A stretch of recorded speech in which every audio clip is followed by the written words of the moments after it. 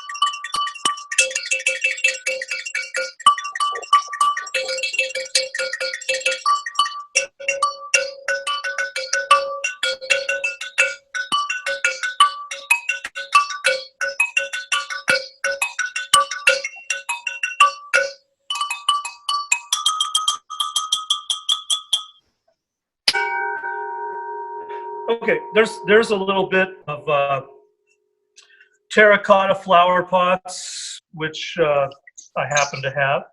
So I got wooden chopsticks made of bamboo and plastic ones. I really love the sound of the plastic ones. They have a nice kind of attack, but they break easily, so you kind of have to be careful. But the bamboo ones don't break. You can use them on all kinds of stuff. So when I'm doing workshops with kids, especially, I always take these bamboo ones because they're very durable. I'm just going to move around a little bit. So now, so I got a whole bunch of metal pots, and these actually I don't use so much by themselves. I'll often grab a couple pieces and I'll use them to the side of my drum set when I'm playing on certain tunes, but I'm just going to play them as is right now. So let's see. I don't know if I'll use these. I think I'll use some drumsticks. But they're sounding, they resonate really well if you hold them the right way. I got these at a thrift store, by the way, about $2 for every piece. Or I go to thrift stores. These are probably from 3 different ones. They have such a nice ring. They're just heavy cast aluminum. They haven't even been completely thoroughly cleaned. You got to hold it the right way. If you hold it like that, it's messed up, or it's just a different sound. So I've got these sitting on tuna fish cans.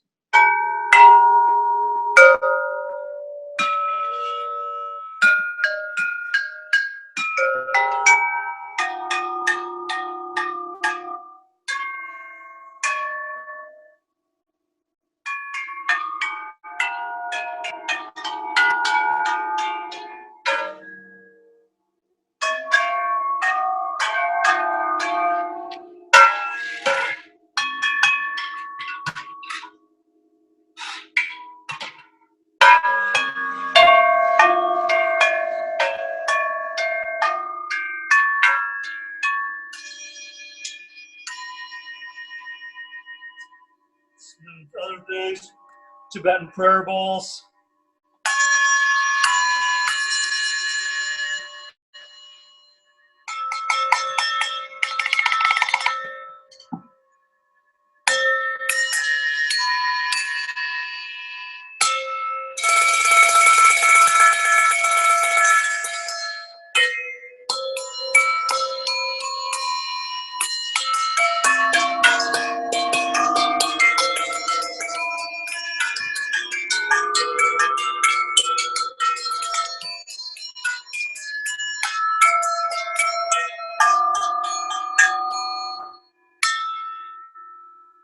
So there's a few other things. Get hair out of my mouth.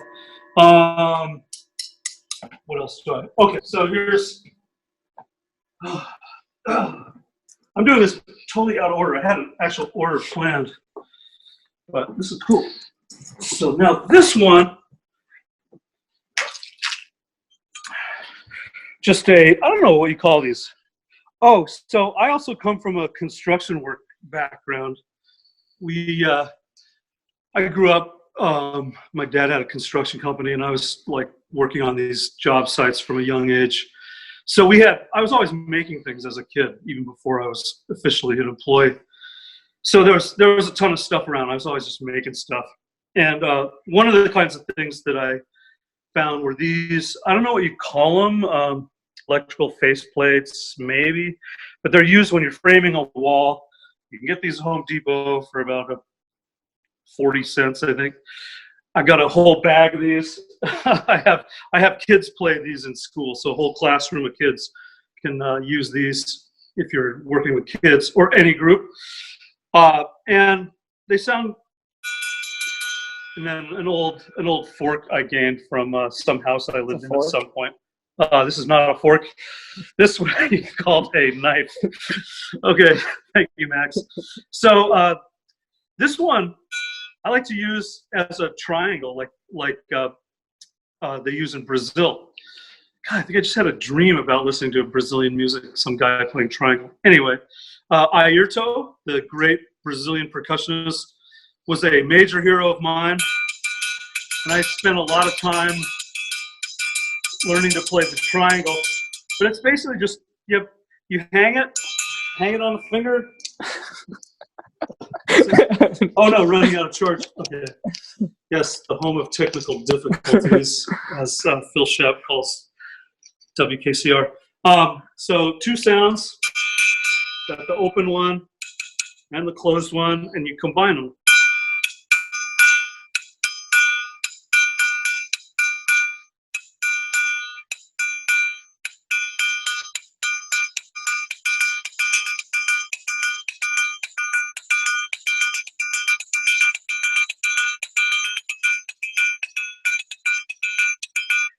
Now that seems really simple, but in the context of adding other instruments, the triangle can be a really beautiful thing.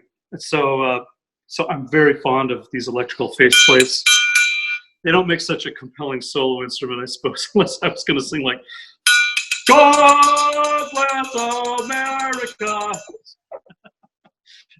Anyway, that's not really my style. Moving right along.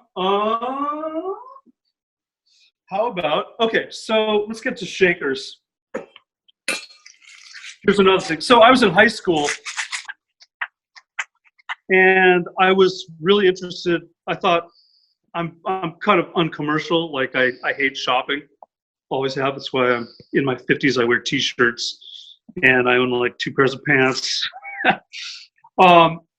And with shakers, I found like I had a choice. I could go to a music store and I could pay $15 for a shaker, or I could get a couple cans of something, duct tape them together, and put something inside.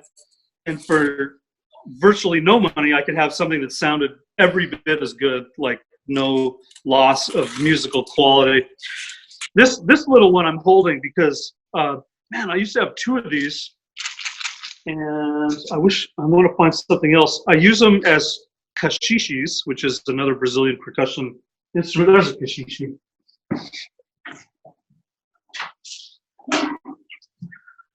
This little basket, it's I think it's a West African originated thing, but they're used in Brazil a lot, where it's called a cachiche. And they'll, if you've seen I don't know, what do they call it, berimbau player, they'll have a cachiche in one hand. Ayrton, this percussionist I keep talking about, is a master of the cachiche. But I took these, I think I built this thing in 1981, so I've had it forever. And it had a twin, and I used the 2 of them. I like this one I built because I could get 2. I can get like dig it up. But anyway.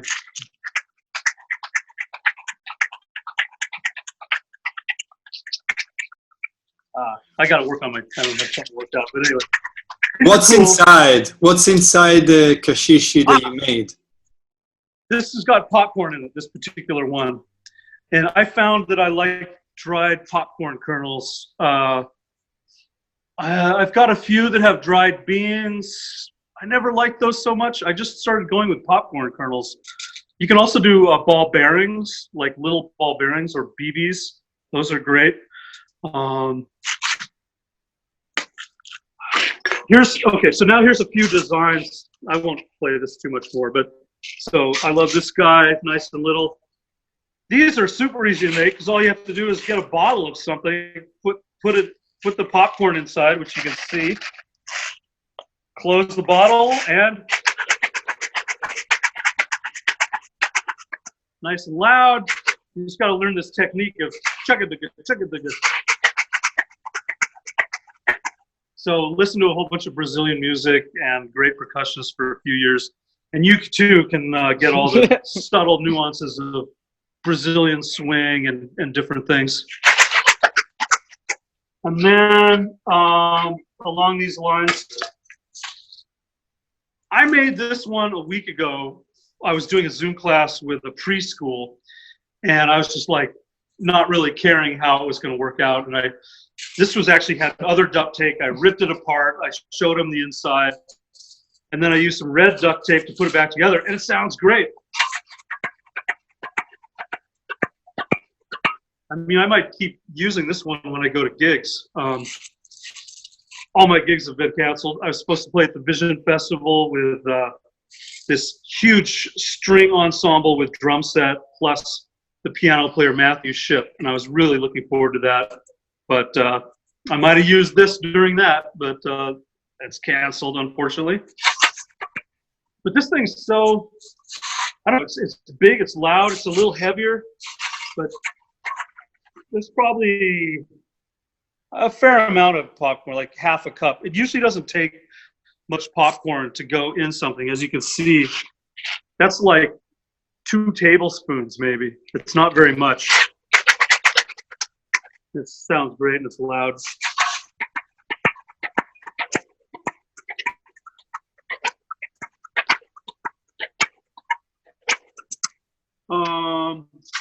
Another one, really banged up cans, Thai coconut milk. So this is a more recent one for me.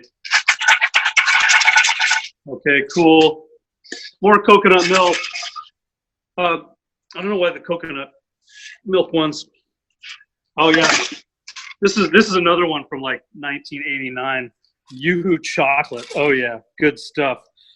Coca-Cola's health food compared to this stuff. But I can't believe this packing tape's still holding. I mean, it's like 20 years old, literally. But so far, so good. I'm a little nervous as I do this. And then, I mean, just to show how functional this stuff is and what, I mean, you can't get a cheaper, kind of shittier material than a couple. These look like cups that if you go to the dentist and you have to drink water and spit. I think this is what my dentist uses. I don't know where. But anyway.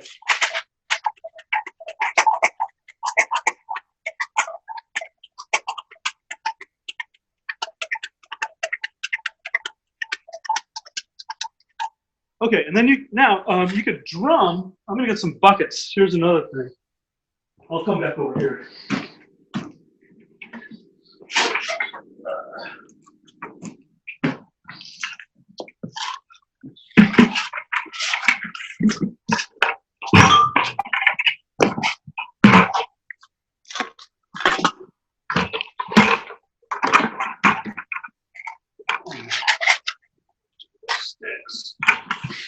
Sticks. I don't want to use those. I'm going with heavier sticks now.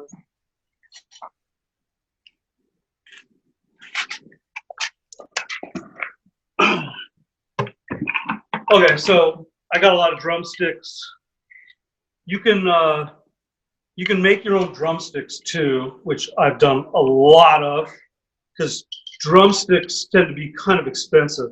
I happen to go through tons of drumsticks, so I have old ones lying around, and I'll cut the tips off of the old ones, or if they break, I'll just make them so they're smooth, and they work great. But I also have these. Oh, that's an old drumstick. You can see it broke, and I sawed off the end. But I also get these dowels from Home Depot. It's much cheaper, and you can get 1/2 inch or 5/8 inch oak. It's got to be a hardwood. Don't get pine. It'll just turn into slivers really quick. And it also doesn't feel good weight-wise. I'm going to see if I have any dowel sticks. I'm coming up short.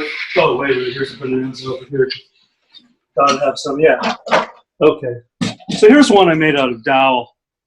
It's just I cut them in pretty short lengths.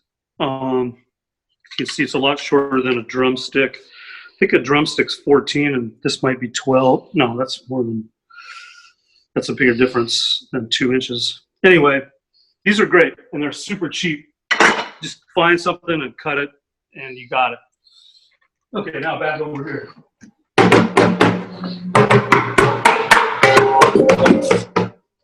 cameraman is sitting on the percussive booby traps. That's awesome.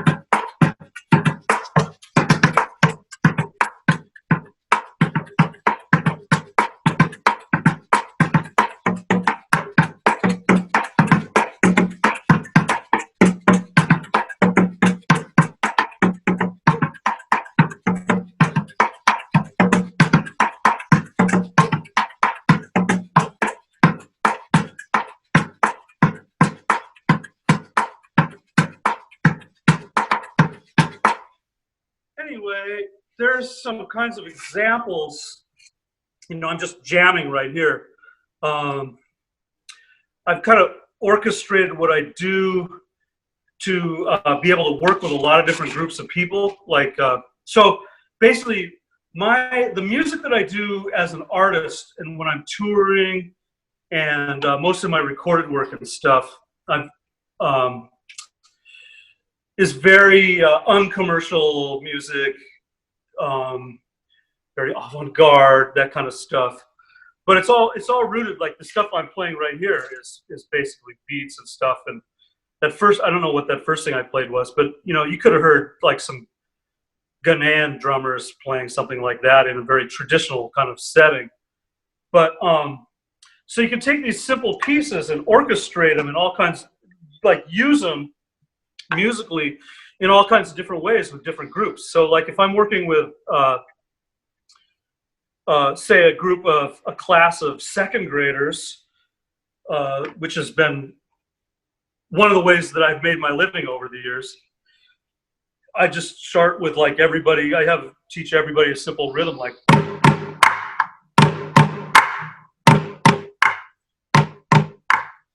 If you get about 30 second graders doing that in unison, it actually sounds really fucking powerful. And they kind of scare themselves and they kind of scare the teachers at the school, because what you're getting into, actually, it goes back to the thing I was saying about early humans doing this thing that's older than Homo sapiens. When you get into this, you're dealing with like a means of communication and human expression, and man, I'll come back to this. I'm not quite coming up with the words, but it's something it involves emotions and forms of expression that are usually consciously prohibited from school. The same way that colonialists made drumming illegal and the way slave owners made drumming illegal. It's because this energy was a threat to their way of trying to control people and dehumanize them. And I don't mean this. And so when you get a whole bunch of kids into school, you know,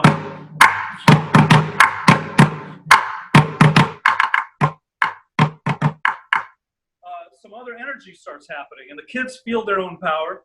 And a party, it's like a party could be happening, or all kinds of stuff happens. So one of the ways this has been successful for me is that it subverts the expectations of social control that schools are often involved with. So that's just amazing and powerful. And I could talk about that for a long time, because I'm very aware of it.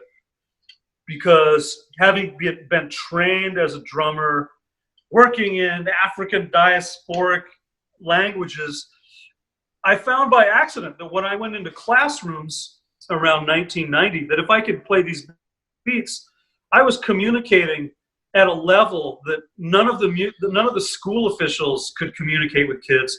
And by doing this, it brings a very high quality of attention from the kids, so they could really learn and they could really get into it, even though it was in school, something different was happening.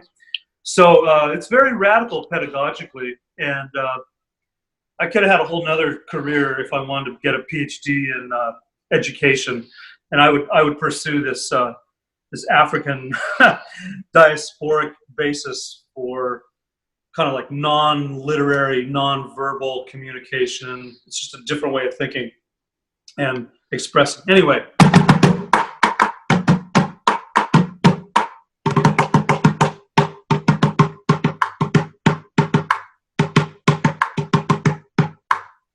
don't know, it sounds great. This is a $2.67 musical instrument. Unfortunately, from Home Depot. We try to support other businesses now, but they're very easily available. These things are portable. You can carry lots of I carry like 15 of these at once over my shoulder when I go do workshops. And you get a lot of different sounds out of them. I've been working with buckets for like 30 years. I think it's 30 years. Yeah, it is now. It's kind of scary. I've done these in prisons, all kinds of homeless shelters, soup kitchens, schools, museums. I've played these on stages. I've made recordings with these. It's very versatile, and I could do a whole nother many hours of stuff just talking about plastic buckets. They're very useful. The problem is I used to recycle them, but then as I got to be surviving from this as a living, I would go out and buy them. Obviously, plastic is non-renewable, environmentally nasty. So that's unfortunate, and that's a contradiction that I have to work out. Anyway, let's see. What else?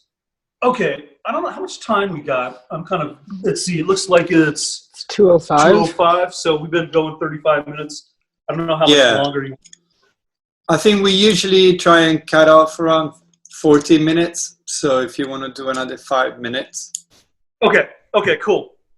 I'll go to the drum set then, and I'm going to do some stuff that I'm pretty sure I'm the only drummer in the world who does this. I can very unhumbly say. And what I do is I use a drum as a wind instrument. Actually, I do a bunch of different things with drum set. I play it just like Ringo Starr and the Rolling Stones and all those just kinds of things. But I've invented some other stuff just out of my love for the drum and creativity and stuff. So, in fact, I have a solo album called The Drum. And on the drum, I play one drum the entire album. And it's this drum.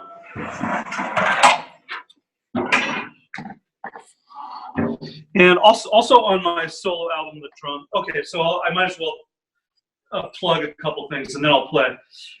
I run a nonprofit organization, and we do concert presentations, we do education programs, and international cultural exchange. It's all kind of below the radar, very DIY. So I love 8-Ball. I think 8-Ball's awesome because it has a similar spirit to the anarchic something or other. Anyway, we have a record label called Different Track Recordings, and it's online, and I have a solo record called The Drum. I play this drum, and I never hit it on the whole record. I do other things to the drum to make sound. So from a construction job, this is a piece of a faucet from a bathroom that I had the chance to demolish, and I've saved this for 30 years. And I use this, and if you blow in this, the air pressure makes funny things happen with the drum.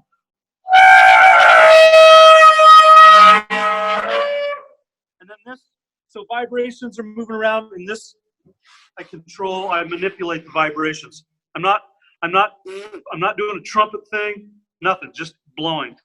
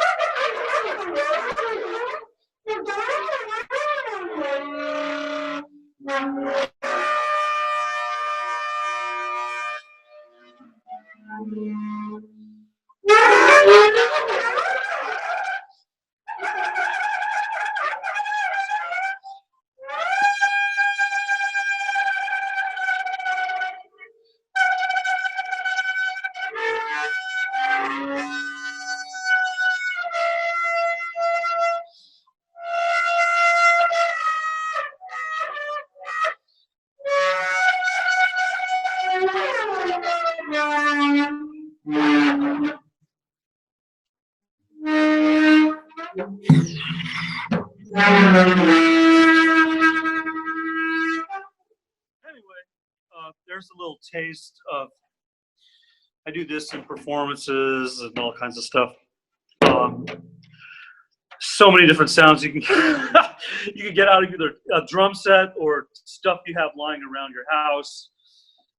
So I encourage everybody to just explore with what you got, and I'm combining the exploration with I don't know, like 45 years of dedication to learning how to drum. So I've got a lot of musical abilities that I don't have to think about, that I've been developing for a very long time.